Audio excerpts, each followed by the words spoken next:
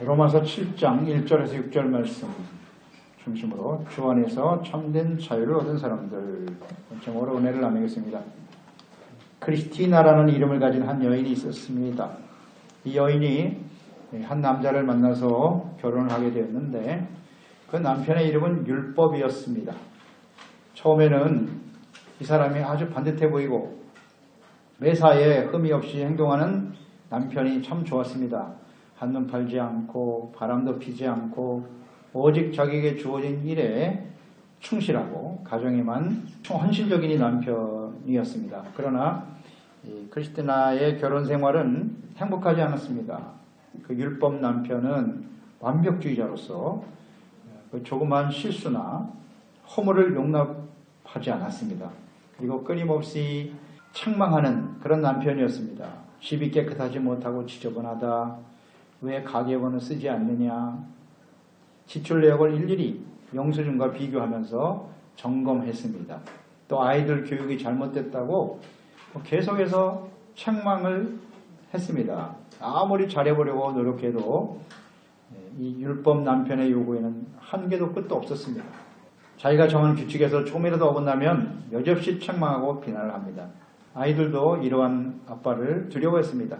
마침내 이 아내인 크리스티나는 만사에 자신감을 잃어버리게 되었고 삶의 의욕마저 상실하게 되었습니다. 깊은 열등감에 사로잡히게 되었고 우울증에 시달리게 되었습니다. 그래서 더 이상 삶의 의미를 상실하고 죽으려는 생각을 많이 했지만 아이들 때문에 죽을 수가 없었습니다. 그러던 어느 날 율법의 남편이 병에 걸려서 죽게 되었어요. 처음에는 충격이 매우 컸지만 시간이 지나가면서 묘한 해방감을 맛보기 시작하게 되었습니다. 얼마 후 이 크리스티나는 은혜라고 하는 새로운 남자를 만나서 결혼을 하게 됩니다. 이 은혜라고 하는 새로운 남편은 이 크리스티나의 첫사랑이었습니다. 그런데 이 크리스티나가 은혜보다는 율법이 훨씬 조건이 좋기 때문에 은혜를 버리고 율법을 남편으로 택하여 결혼하게 되었던 것이었죠. 근데 이 은혜라고 하는 남편은 아직도 그 크리스티나를 사랑하고 있었어요. 그 사랑을 잊지 못하고 사랑하고 있었는데 이 은혜라는 남편은 큰 사고로 인해서 거의 죽을 뻔하다가 살아난 하나님의 은혜로 살아난 사람이었어요. 그래서 이 사람은 아주 이해심이 많고 동정심과 사랑과 긍휼이 흘러넘치는 사람이었습니다. 그래서 크리스티나는 비로소 자신감을 찾게 되었고 잃었던 인생의 기쁨과 행복을 되찾게 되었습니다. 그래서 그는 점차 매력적인 여인으로 사랑스러운 아내로 바뀌어져 가고 있었습니다.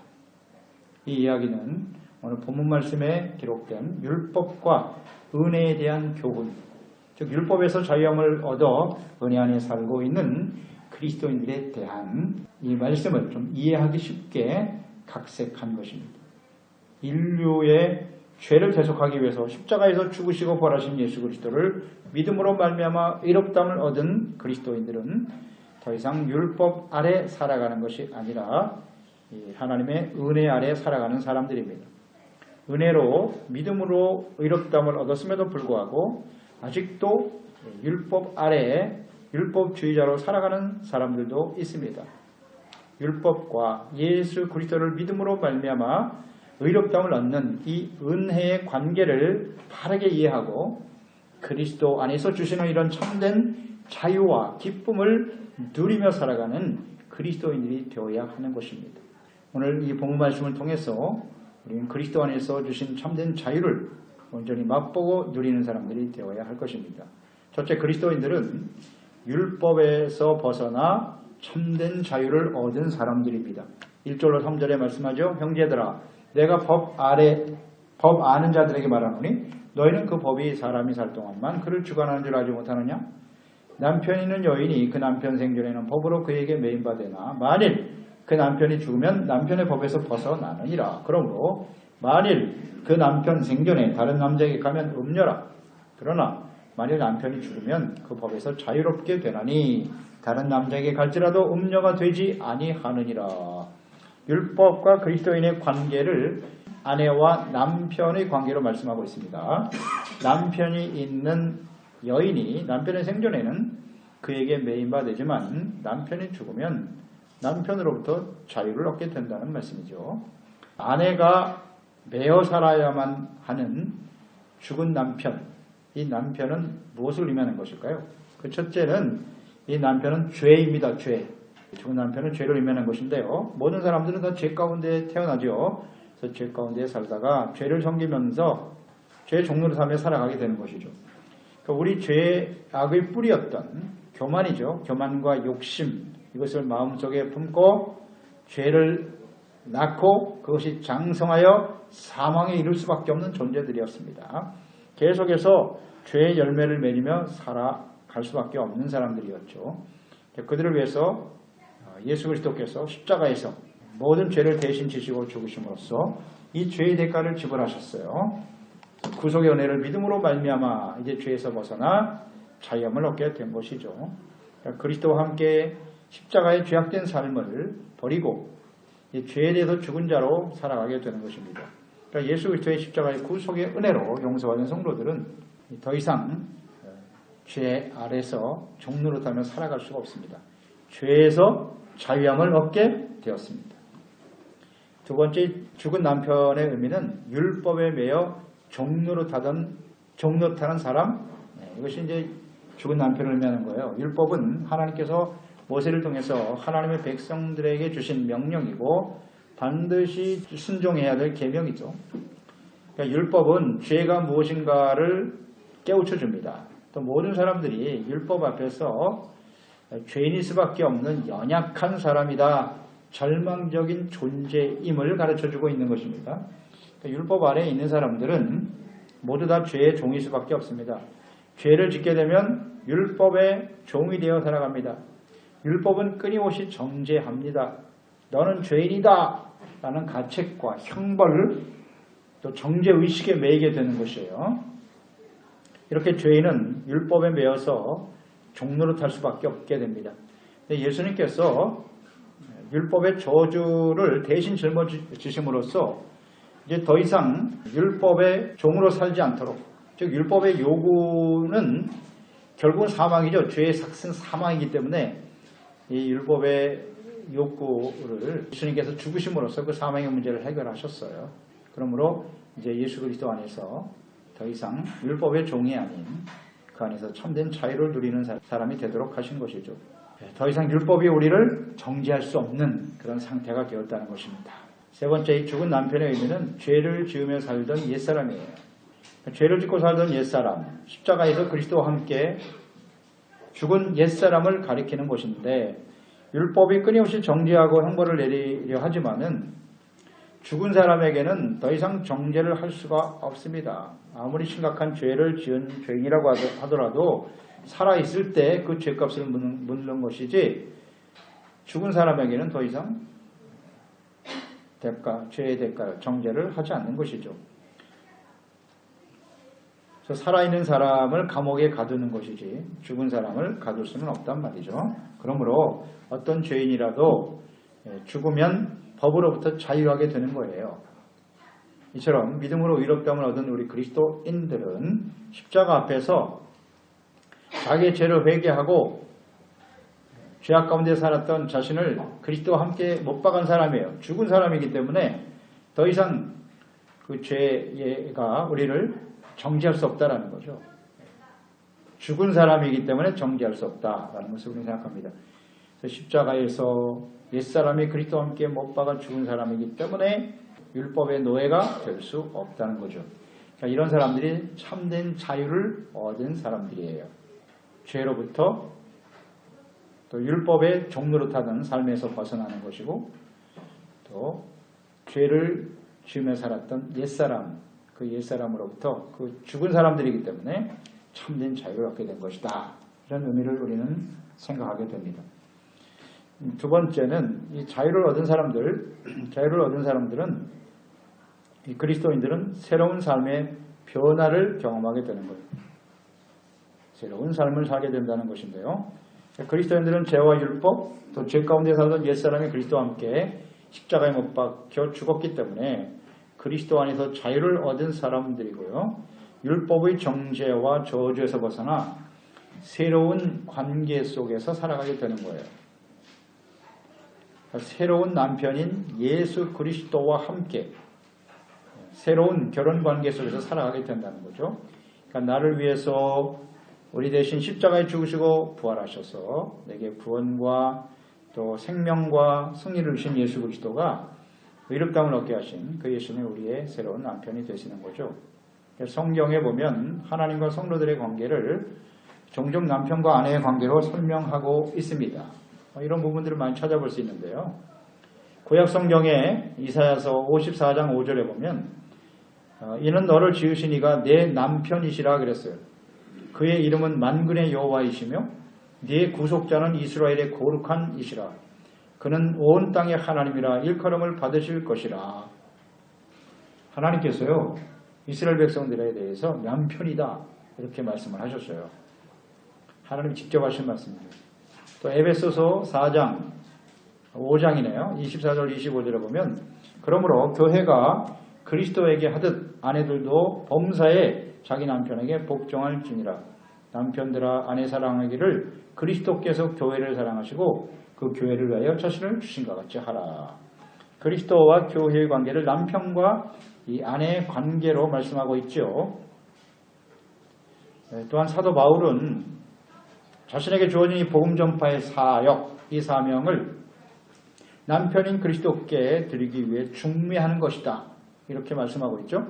고린도 후서 11장 2절에 내가 하나님의 열심으로 너희를 위하여 열심을 내노니 내가 너희를 정결한 처녀로 한 남편인 그리스도께 드리려고 중매함이로다 그랬어요. 그리스도인들은 새 남편인 예수 그리스도 앞에서 예수님과 결혼한 관계 속에 살아가게 되는 것이기 때문에 그 남편인 그리스도 앞에서 정결하고 깨끗하게 살아가야 합니다. 우리의 남편 되신 예수 그리스도는 이제 다시 오시겠다고 약속하셨어요. 우리의 죄를 위해 죽으시고 부활하셨고 하나님께로부터 다시 오신다. 다시 오실 신랑 되신 남편 되신 그리스도를 위해서 우리는 정결하고 깨끗한 의와 거룩한 삶으로 잘 준비되어야 하는 것이죠. 그러니까 죄와 사망과 저주에서 자유함을 얻고 예수님과 새로운 관계 속에 살게 된 그리스도인들은 이제 어떻게 살아가야 할까요? 그리스도 안에서 참된 자유함을 얻은 그리스도인들은 어떻게 살아가야 할까요? 새로운 삶을 위해서 알아야 할 중요한 일들이 오늘 말씀에 잘 나타나 있습니다. 그리스도인들의 자유함을 얻은 사람의 새로운 삶의 모습. 첫째는 자유함을 얻게 하신 목적. 이 목적을 잘 알고 살아가야 한다는 거예요. 4절 말씀 보세요. 그러므로 내 형제들아 너희도 그리스도의 몸으로 말미암아 율법에 대하여 죽임을 당하였으니 이는 다르니 곧 죽은 자 가운데서 살아나신 이에게 가서 우리가 하나님을 위하여 열매를 맺게 하려 함이니라. 그리스도인들이 예수님 안에서 참된 자유함을 얻게 하신 목적이 뭐냐? 이것은 곧 하나님을 위해서 열매를 맺게 하시려는 것이다 라고 말씀하고 있습니다. 죄에 대해서 죽고 그리스도와 연합하여 새로운 관계 속에서 살아가게 하신 하나님께서 예수님과 하나됨을 통해서 과거의 죄악 가운데 사망의 열매를 맺고 살았던 삶을 버리고 이제 하나님을 위해서 열매 맺는 삶을 살아가기를 원하시고 계십니다. 그래서 요한복음 15장에 하나님과 예수 그리스도와 성도의 관계를 농부 포도나무 가지 비유로 말씀하셨죠. 15장 5절에 말씀하셨어요. 나는 포도나무여 너희는 가지다. 그러면서 8절에 말씀하시기를 너희가 과실을 많이 맺으면 내 아버지께서 영광을 받으실 것이요 너희가 내 제자가 되리라 라고 말씀하셨죠. 하나님께서 원하시는 것은 열매를 맺는 것입니다. 그리스도와의 연합이잖아요. 예수님 안에서 자유함을 얻은 사람들은 예수님과 이제 하나가 되어진 거예요. 한 관계가 됐단 말이에요. 그렇게 하신 이유가 뭐냐? 열매를 맺게 하시기 위해서. 이거 잘 묵상해 보세요. 이것이 택하신 목적이거든요. 그러면 하나님께서 원하시는 열매는 무엇이요? 하나님을 위하여 맺는 열매는 무엇일까요? 우리가 이 열매, 영광, 열매가 영광으로 나타난다고 했습니까? 열매 영광하면 항상 주목해야 될 말씀은 마태복음 5장 16절이죠. 이같이 너희의 빛이 사람 앞에 비치게 하여 그들로 너희 착한 행실을 보고 하늘에 계신 너희 아버지께 영광을 돌리게 하라. 하나님을 위해서 맺는 열매는 빛된 삶인 거예요. 그것은 곧 착한 행실이에요. 의와 거룩한 삶이죠. 또 요한복음 15장 16절로 17절에 말씀하셨어요. 너희가 나를 택한 것이 아니요 내가 너희를 위하여 택하여 세웠나니 이는 너희로 가서 열매를 맺게 하고 또 너희 열매가 항상 있게 하여 내 이름으로 아버지께 무엇을 구하든지 다 받게 하려 함이니라. 17절 내가 이것을 너희에게 명함은 너희로 서로 사랑하게 하려 함이니라. 예수 그리스도와 연합되어 가서 열매를 맺게 하신 것이 뭐냐? 서로 사랑하라는 열매. 이 열매를 맺기를 주님은 원하고 계시는 거예요. 그리스도 안에서 구원받은 우리가 서로 사랑할 때 이런 열매가 나타날 때 우리를 통해서 예수 그리스도가 증거되고 우리가 참된 예수님의 제자로 하나님 앞에 서게 될 것이에요. 하나님께 영광을 돌리는 구체적인 모습으로 나타난다고 말씀하고 있습니다. 또 열매하면 갈라디아서 5장 22절 23절이죠. 오직 성령의 열매입니다. 사랑, 희락, 화평, 오래 참은 자비, 양선, 충성, 온유, 절제 이런 열매들이 곧 하나님을 위하여 맺는 열매이겠죠. 이런 열매들을 맺는 것이 우리의 삶의 목적이 되는 사람들이 진정 그리스도 안에서 자유함을 얻은 사람들의 새로운 삶인 거예요. 그 이전에는 그리스도 안에서 자유함을 얻지 못한 사람들은 여전히 죄의 종노릇하며 살기 때문에 사망의 열매를 맺을 수밖에 없어요. 이것을 잘 생각하세요. 그래서 이 그리스도 안에서 자유함을 얻은 사람들은 하나님을 위해서 열매 맺는 일이 삶에 뭐가 된다? 목적이 되는 거예요. 이게 새로운 삶인 거예요. 두 번째는 자유함을 얻은 사람의 새로운 삶은 과거에 정욕으로 인하여 맺었던 열매, 옛사람이죠. 죄의 종노릇하며 맺었던 열매를 다시는 맺지 않도록 해야 한다는 거예요. 조심하라. 5절 말씀이잖아요. 우리가 육신에 있을 때에는 율법으로 말미암는 죄의 정욕이 우리 지체 중에 역사하여 우리로 사망을 위하여 열매를 맺게 하였다. 사망의 열매죠. 사망의 열매를 맺었던 과거 육체의 욕심을 따라 살았던 삶을 조심하라는 겁니다. 그러니까 우리는 그리스도 안에서 자유함을 얻은 사람들이기 때문에 당연히 하나님을 위해서 열매를 맺어야 하는데, 그러나 여전히 육체 가운데 살고 있지 않습니까? 그러니까 내가 지금 육체를 위해서 사망의 열매를 맺고 있는지 하나님을 위해서 열매를 맺고 있는지 끊임없이 자신을 점검해야 한다는 거예요. 점검하라는 뜻입니다. 마태복음 7장 17절로 20절에 예수께서 말씀하셨죠. 이와 같이 좋은 나무마다 아름다운 열매를 맺고 못된 나무가 나쁜 열매를 맺는다. 좋은 나무가 나쁜 열매를 맺을 수 없고 못된 나무가 아름다운 열매를 맺을 수 없느니라. 아름다운 열매를 맺지 않은 나무마다 찍혀 불에 던지느니라. 이러므로 그들의 열매로 그들을 알리라. 무슨 열매를 맺느냐 하는 것이 그 사람의 정체성이고 본질이에요. 그렇기 때문에 그리스도 안에서 우리가 자유함 얻은 사람들이라면 당연히 하나님을 위해서 열매를 맺어야 하는데, 정말 안타깝게도 우리는 여전히 육체 안에서 맺었던 옛사람의 그 사망의 열매들, 죄악된 열매들이 나타나고 있다는 거죠. 그러니까 이 죄의 열매가 무엇인지를 잘 알고 있어야 돼요. 인식을 해야 돼요. 깨달아야 된다는 거죠. 육체의 열매는 무엇입니까? 사망으로 이어지는 열매는 갈라디아서 5장 19절로 21절에 육체의 일은 분명하다. 곧 음행, 더러운 것, 호색, 우상숭배, 주술, 원수 맺는 것, 분쟁, 시기, 분냄, 낭짓는 것, 분열함, 이단, 투기, 술취함, 방탕함, 또 그와 같은 것들이라. 전에 너희에게 경계한 것 같이 경계하노니 이런 일을 하는 자들은 하나님의 나라를 유업으로 받지 못할 것이다. 이렇게 나와 있잖아요. 육체로부터 일어나는 사망에 이르는 열매, 이것이 우리에게 있는지를 잘 살피라는 겁니다. 그리고 그것을 절대 따라가서는 안 되는 거죠. 회개하고 끊임없이 버려야 되는 거예요. 자유함을 얻은 사람들이라고 해서 이 죄악된 육체로부터 일어나는 이런 사망에 이르는 열매를 그냥 방임하고 내버려둬서는 안 된다는 거예요. 방종하는 삶을 사도록 육체가 시키는 대로 버려두지 말고 이것을 잘 깨닫고 제거하는 일에 힘써야 한다. 끊임없이 점검해야 된다는 겁니다. 그 다음 세 번째는 이제 성령의 인도하심을 따라 살아가야 돼요. 그러니까 삶의 패러다임이 바뀌는 거예요. 새로운 삶의 변화가 일어난단 말이에요. 6절에 보면 이제는 우리가 얽매였던 것에 대하여 죽었다. 율법에서 벗어났으니 자유함을 얻었으니까 이러므로 우리가 영의 새로운 것으로 섬길 것이요 율법 조문에 묵은 것으로 아니할지니라. 삶의 패턴이 바뀌는 거예요. 이게 새로운 삶인데 과거에는 육체를 따라 죄악의 종로를 타며 살았어요. 사망의 열매를 맺으며 살았어요.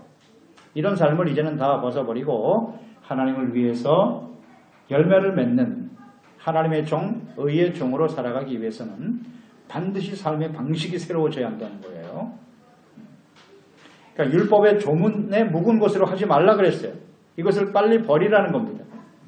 하나님의 영의 새로운 것으로 섬겨야 한다고 말씀하고 있는데요. 율법의 조문에 묵은 것으로 한다 이런 의미는 율법과 계명 이것을 문자적으로 거기에 매어서 스스로 의롭다고 여기면서 율법을 지켜서 의에 이를 수는 없거든요.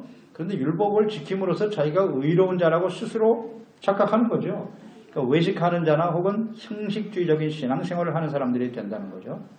그리고 스스로를 정죄해서 심한 열등감에 사로잡히는 거죠. 죄의 포로가 되어 끌려다니는 이런 삶을 살아서는 안 된다는 거죠.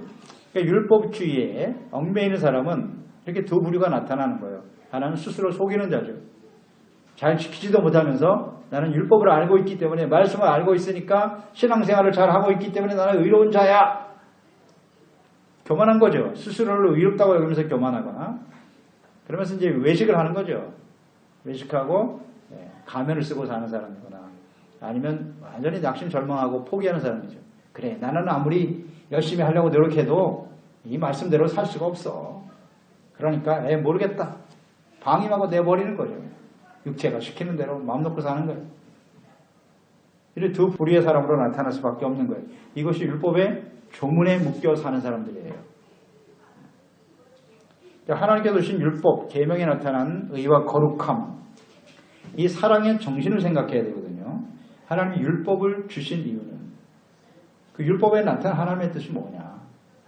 자꾸 율법의 조문만 가지고 따지지 말고 왜 그 율법을 주셨는지 그 중요한 핵심은 사랑이거든요. 율법의 핵심은 사랑이에요. 그 다음 의와 거룩함이거든요. 이게 하나님의 뜻이라고요. 그런데 이 사랑이 동기되지 아니하고 사랑이 중심이 되지 않는 그냥 조문만 가지고 형식적인 모습으로 매달려 살아가는 이런 삶을 빨리 버리라는 겁니다. 우리가 잘 압니다. 하나님의 말씀을 알면서도 그 율법의 말씀들, 기록된 성경의 말씀들을 잘 지켜 행하지 못하는 중요한 이유가 뭐냐? 간단해요. 하나님을 사랑하지 않기 때문이에요. 예수님께서도 여러 번 말씀하셨죠. 요한복음에도 말씀하셨는데 하나님을 사랑하는 것은 뭐냐? 곧 그 계명을 가지고 지키는 것이다. 주님의 말씀을 지켜 행하는 게 사랑입니다. 다시 말하면 하나님을 사랑하는 마음이 없으면 하나님의 말씀을 지킬 수가 없어요. 지킬 수가 없는 거죠. 그러니까 사랑이 동기되지 않는 그냥 형식적인 신앙생활이죠. 이런 삶을 가지고는 주님 안에서 참된 자유함을 누리는 새로운 삶을 누릴 수가 없어요. 형식적인 신앙생활에 자꾸 치우치려고 하는 거죠. 이거 잘 적용해 보십시오. 오늘날도 우리가 예배하고 주님을 섬기는 삶의 동기가 정말 하나님의 사랑인지 그저 오늘 하루 나와서 예배 드렸으니까 나 할 일은 다 한 거야. 스스로 의롭다고 여기면서 그렇게 살아가고 있지는 않나요? 사랑이 동기되지 않으면 안 된다. 그래서 갈라디아서 5장 16절에 말씀하죠. 내가 이르노니 너희는 성령을 쫓아 행하라. 그리하면 육체의 욕심을 이루지 아니하리라. 너희가 만일 성령의 인도하시는 바가 되면 율법 아래 있지 아니하리라. 아멘이죠. 하나님의 성령이 오셔서 우리 가운데 사랑을 부어주시고 그 사랑이 동기가 돼서 주님의 은혜에 감사하는 마음으로 주님의 말씀에 귀를 기울이고 의와 거룩한 하나님을 위해서 열매를 맺으며 살아가는 삶이 되어야 한다는 것입니다. 중요한 것이 요한복음 15장에 말씀하셨잖아요. 우리가 그리스도 안에 자유함을 얻은 새 삶이라고 하는 것은 예수님이 우리의 남편이 되고 우리는 그의 아내로 주님과 연합이 되는 거예요. 하나가 되는 거거든요. 남편과 아내는 한 몸이라 그랬어요. 예수 그리스도 안에서 우리가 하나 되어지는 거거든요. 내가 너희 안에, 너희가 내 안에 있으면 이 사람은 과실을 많이 맺게 된다. 주님과의 연합된 관계, 이 하나 되는 관계, 새로운 관계를 온전히 이루게 하시는 분이 누구냐? 성령이세요. 요한복음 14장에 성령이 오실 것을 우리에게 예수님께서 약속하시면서 성령이 오시면 너희가 내 안에, 예수 안에, 예수님이 하나님 안에, 하나님이 그리스도 안에 하나 되어진 것을 알게 하시리라 그랬거든요. 성령이 오셔야만 이 관계가, 새로운 관계가 아주 견고하게 세워지는 거예요. 그러면 자연스럽게 이런 하나님을 위한 열매가 나타나게 된다는 사실을 생각해야 합니다. 성령의 인도하심을 따라 우리는 살고 있나요? 새로운 생활은 성령의 인도하심을 따라 살아가는 생활입니다. 성령의 인도하심을 전혀 깨닫지 못하고 인간의 의지와 노력으로 나의 힘으로 뭘 지키려고 하는 것 참 피곤하죠. 신앙생활 제대로 할 수가 없어요. 할 수가 없습니다. 그래서 자꾸 가면을 쓰게 되는 거고 의식하게 되는 거죠. 하는 척하고 있단 말이에요. 척하고 있어요. 아니면 아예 그냥 자포자기 해버리고 에라 모르겠다. 될 대로 되라. 형식적인 생활은 끌려다니는 거죠. 매여서. 이런 신앙생활을 하는 사람은 진짜 자유함이 없는 사람이에요. 인간관계도 마찬가지일걸요. 예. 어쩔 수 없이 끌려가는 부부관계, 가정생활 얼마든지 쓸 수 있죠. 사랑이 빠져버려 있으니까. 그만큼 성령 안에서 새로운 삶을 산다고 하는 것은 매우 중요한 것입니다. 우리 율법의 저주와 죄에서 자유하게 된 사람들은 죄와 사망과 육체의 욕심을 따라 살아가는 옛사람, 그리스도와 함께 십자가에 못 박은 사람들이에요. 죽은 사람들이라고요.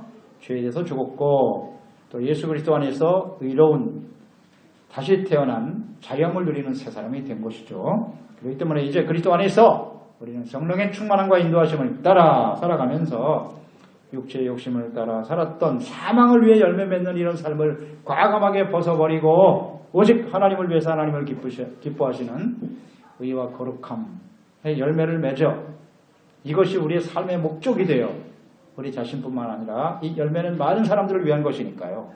하나님을 위한 열매라는 것은 나 자신의 유익과 욕망을 위한 것이 아니라 이런 열매를 맺음으로써 하나님께 영광이 되고 그 열매를 통해서 많은 사람들이 생명과 구원과 참된 기쁨과 소망을 얻게 하는 그런 복된 인생을 살아가는 사람이 되는 것입니다. 다시 한번 우리 스스로에게 질문해 보세요. 나는 진정 그리스도 안에서 자유함을 누리며 살아가는 사람들입니까? 기도하겠습니다. 하나님 아버지, 오늘 예수 안에서 우리들이 구원받아 하나님의 자녀가 되고 의롭다함을 얻은 사람이 되었다는 건 얼마나 귀한 일인지요. 이제 우리는 죄악된 삶에서 육체의 욕심을 따라 살던 옛사람으로부터 우리는 참된 자유함을 얻은 사람들이 되었습니다. 자유함을 얻은 사람들은 이제 새로운 삶의 변화를 경험하게 살게 된다고 하셨어요. 오직 자기 자신과 육체의 욕망을 통한 사망의 열매를 맺는 사람이 아니라 세상에서 우리가 얼마나 대단한 사람들인가. 그러나 육체의 열매는 다 썩어지고 사망이 이를 수밖에 없는 것이죠. 이제는 하나님을 위해서 열매 맺는 사람, 이것이 우리 삶의 목적이 되는 새로운 삶의 변화라고 하셨어요. 또 과거에 우리 옛사람이 맺었던 그 육체의 열매들, 사망의 열매들을 과감하게 벗어버리고 성령이 인도하시는 아름다운 열매, 또 성령의 도우심을 따라 하나님을 위해서 열매 맺는 삶을 이루어가는 그 열매를 통해서 하나님과 모든 사람들에게 기쁨과 생명과 소망을 주는 이것이 주님 안에서 참된 자유함을 얻은 사람들이 하셨습니다.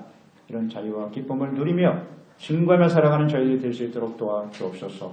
예수님의 이름으로 기도드리옵나이다.